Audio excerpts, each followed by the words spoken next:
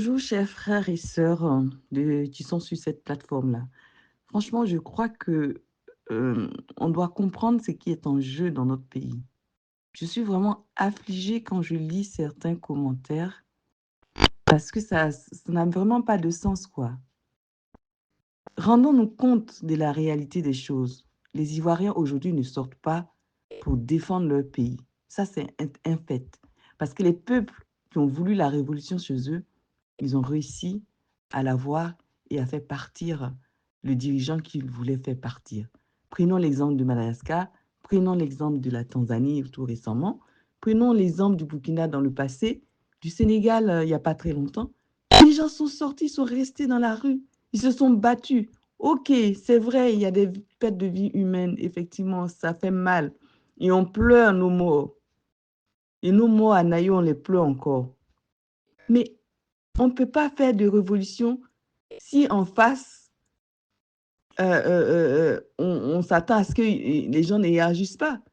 Forcément, les gens en face vont réagir parce que chacun protège ce qu'il a à protéger. Eux, ils protègent leur pouvoir. Nous, on veut leur arracher le pouvoir. C'est ça la réalité des choses. Donc, soyons réalistes. Si les Ivoiriens aujourd'hui ne sont pas prêts à sortir, à manifester, à faire une vraie révolution comme cela s'entend, hein, une vraie révolution à la française et à la tanzanienne, à la malgache et tout ça, c'est même pas la peine. Et dans ce cas-là, utilisons les moyens légaux pour essayer de les contrecarrer. Ok, ils ont 89 sièges, je pense, déjà acquis à leur cause dans le Nord. Qu'à cela ne tienne, on le sait.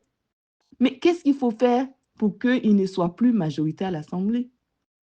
C'est d'essayer d'arracher tous les autres sièges. Et pour ça, il faut une union sacrée de l'opposition. Que tout le monde soit d'accord pour choisir les candidats qui ont vraiment de l'influence dans leur région. Qu'on sait que si on met en face d'eux, ils ne vont pas perdre. C'est de cela qu'il s'agit. Il faut réfléchir à tout ça et mettre en place cette stratégie-là. Et arrêtons de perdre notre temps sur les plateformes à dire n'importe quoi, tout et le contraire. Parce qu'on ne sait même pas où on va au final. Il faut voir la réalité des choses. Arrêtons de nous voiler la face, parce que là, on se voile la face. Les Ivoiriens ne vont pas faire une révolution en Côte d'Ivoire. Moi, c'est le constat que je fais. Une révolution, on ne sort pas un jour et on ne rentre pas chez toi pendant une semaine, 2 semaines et on ressort. Non, on sort une bonne fois pour toutes et on est dans la rue jusqu'à ce que le pouvoir tombe. Et c'est ce que les autres ont fait et ils ont eu le résultat escompté. Mais tant qu'on ne fait pas ça, eh bien, essayons de faire les choses autrement. Allons aux urnes pour les législatives et essayons de leur arracher les sièges qui restent, qui ne sont pas déjà embrigadés par eux, qui ne sont pas déjà sous contrôle. C'est de ça qu'il s'agit. Donc, ressaisissons-nous. Moi, franchement, j'en ai marre de voir tous ces commentaires qui ne servent à rien. On est là.